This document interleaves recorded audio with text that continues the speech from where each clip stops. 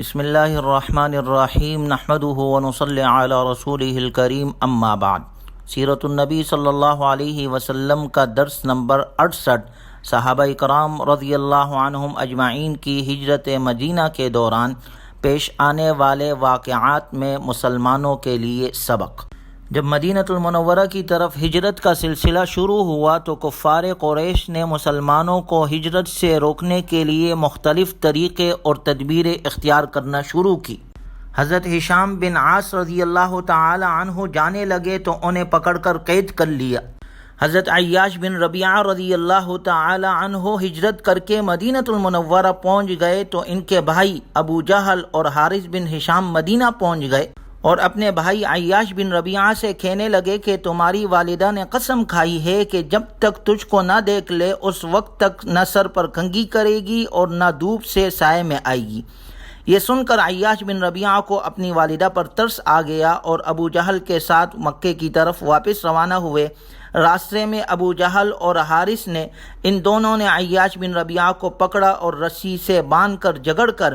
اسی حالت میں دن میں مکۃ المکرمہ لائے اور کہا، اے اہل مکہ، اپنے بیوقوفوں کے ساتھ ایسا ہی کرو جیسے ہم نے اس بیوقوف کے ساتھ کیا۔ چنانچہ کفار قریش نے مسلمانوں کو ہجرت سے روکنے کے لیے انہیں قید میں ڈالنا شروع کر دیا۔ جو بھی ہجرت کرنا چاہتا تھا اسے ایک گھر میں ہاتھ پاؤں باندھ کر پھینک دیا جاتا اور بھاگنے کی کوشش ناکام بنانے کے لیے سخت پہرا بٹھا دیا جاتا۔ کبھی ایسا ہوتا کہ بغیر چھت کے کسی باغ میں قید کیا جاتا، جیسے کہ عیاش بن ربیعہ کو اور ہشام بن عاص رضی اللہ تعالی عنہما کے ساتھ کیا گیا۔ یوں قید کے دوران مکۃ المکرمہ جیسی پہاڑی علاقے کی سخت گرمی بھی برداشت کرنی پڑتی تھی۔ کفار قریش کا یہ طرز عمل اختیار کرنا صرف اس لیے تھا کہ مسلمانوں کو ہجرت سے روکا جائے، لیکن اس کے باوجود بھی ہجرت کا سلسلہ جاری رہا اور مسلمان موقع بموقع ہجرت کرتے رہے، اور آپ علیہ الصلاۃ والسلام مکۃ المکرمہ کے کمزور مسلمانوں کے لیے بالعموم اور کچھ دیگر افراد کے لیے بالخصوص قنوت نازلہ پڑھتے رہے، اللہ سے دعا کرتے تھے،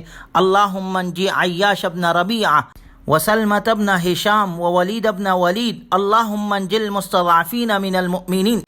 اے اللہ، عیاش ابن ربیعہ، سلمہ ابن ہشام، ولید ابن ولید اور دیگر کمزور مسلمانوں کو کفار کی قید سے نجات عطا فرما۔ اللہ تبارک و تعالی نے رسول اللہ صلی اللہ علیہ وسلم کے دعا کے بدولت اور صحابہ اکرام رضی اللہ تعالی عنہم اجمعین کے پختہ عزائم کی بدولت حضرت عیاش بن ربیعہ اور ہشام رضی اللہ تعالی عنہما کو چھٹکارا عطا کیا۔ اسی طرح دیگر مسلمان بھی ہجرت کرتے رہے اور کفار کی یہ سختیاں، یہ رکاوٹیں ان کے لیے ہجرت میں مانع نہیں بنی، بلکہ وہ اپنے دین کی حفاظت کے لیے مسلمانوں کو یہ سبق دے کر گئے کہ چاہے کتنی ہی رکاوٹیں کیوں نہ پیدا ہو جائے، مسلمان اپنے دین کے لیے سب کچھ قربان کر دیتا ہے۔ جس طرح حضرت صہیب رضی اللہ تعالی عنہ کے بارے میں آتا ہے، جب انہوں نے ہجرت کا ارادہ کیا تو کفار قریش نے انہیں روکا اور کہنے لگے، جب آپ مکۃ المکرمہ آئے تھے تو آپ حقیر تھے، فقیر تھے، یہاں آ کر آپ نے بے شمار دولت کمائی اور آپ نے معاشرے میں بلند مقام حاصل کیا۔ اب آپ یہاں سے نکلنا چاہتے ہو، ہجرت کرنا چاہتے ہو تو اپنا مال و متاع بھی اپنے ساتھ لے جانا چاہتے ہو، اللہ کی قسم ایسا ہرگز نہیں ہوگا۔ حضرت صہیب رضی اللہ تعالی عنہ نے انہیں جواب دیا، ارأیتم ان جعلت لکم مالی اتخلون سبیلی،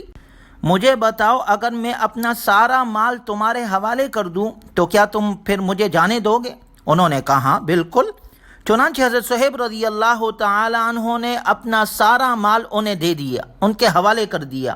اور خود ہجرت کے لیے مدینۃ المنورہ تشریف لے گئے۔ جب آپ علیہ الصلاۃ والسلام کو اس کی خبر ہوئی تو آپ علیہ الصلاۃ والسلام نے فرمایا، ربح صہیب، ربح صہیب، صہیب نے نفع کا سودا کیا، صہیب نے بڑا نفع کمایا کہ فانی دنیا کو چھوڑ کر باقی کو اختیار کر لیا۔ اور رب ذوالجلال نے اس بارے میں یہ آیت نازل فرمائی، وَمِنَ النَّاسِ مَن يَشْرِي نَفْسَهُ ابْتِغَاءَ مَرْضَاتِ اللَّهِ وَاللَّهُ رَءُوفٌ بِالْعِبَادِ، اور لوگوں میں سے کوئی ایسا بھی ہے جو اللہ کی رضامندی حاصل کرنے کے لیے اپنے آپ کو اس کے ہاتھ بیچ ڈالتا ہے، اور اللہ تعالیٰ اپنے بندوں پر بہت شفیق ہے۔ جب انہیں رسول اللہ صلی اللہ علیہ وسلم نے دیکھا تو فرمایا،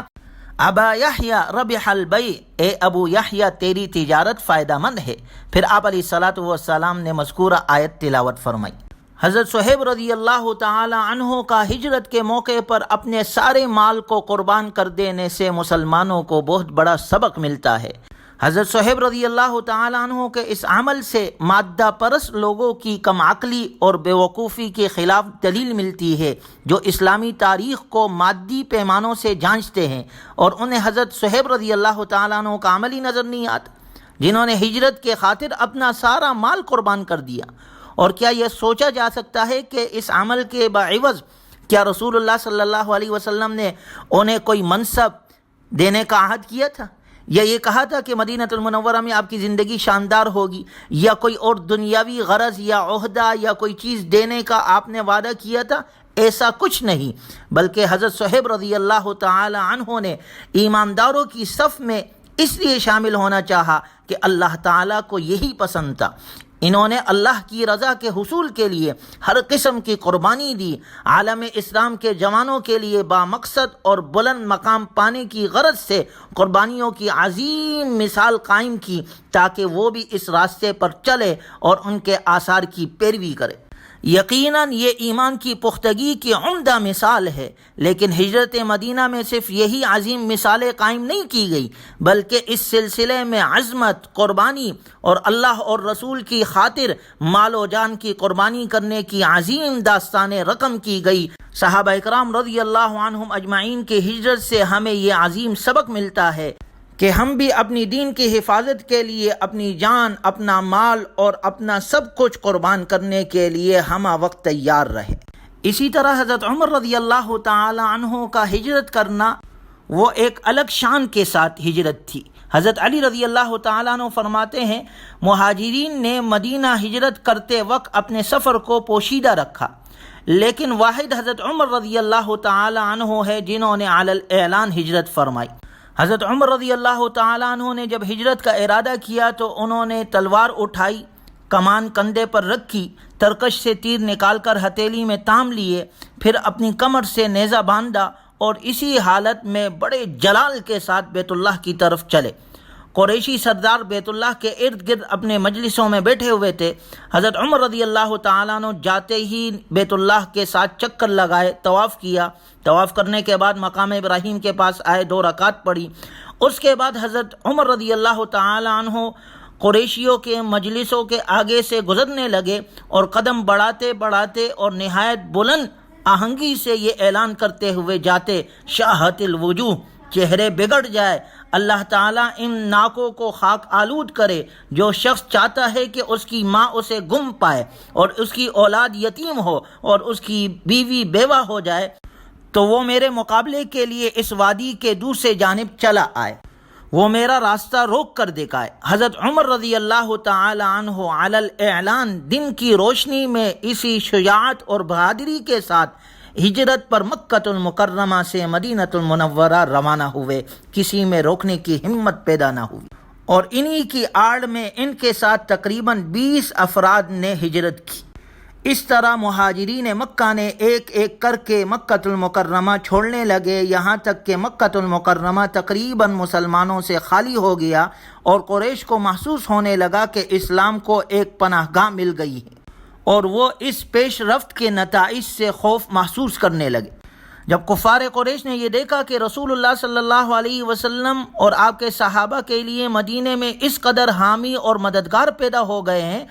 اور وہاں مدینہ المنورہ میں ان کفار قریش کا کوئی زور نہیں چل سکتا، تو انہوں نے آپ علیہ الصلاۃ والسلام کی مدینہ المنورہ ہجرت سے بہت خطرہ اور خوف محسوس کیا، اور انہوں نے یہ سوچا کہ اگر آپ علیہ الصلاۃ والسلام مدینہ المنورہ تشریف لے گئے تو پھر آپ پر کوئی بس ہمارا نہیں چل سکے گا۔ چنانچہ انہوں نے دار الندوہ میں میٹنگ بٹھائی اور سب نے آپ علیہ الصلاۃ والسلام کے خلاف ایک فیصلہ کیا، جس کا ذکر انشاءاللہ اگلے درس میں کیا جائے گا۔ اللہ تبارک و تعالی ہمیں اپنے نبی صلی اللہ علیہ وسلم کے تعلیمات کے مطابق اور صحابہ کرام رضی اللہ عنہم اجمعین کے نقش و قدم پر چلنے کی توفیق عطا فرمائے۔ وآخر دعوانا ان الحمد للہ رب العالمین۔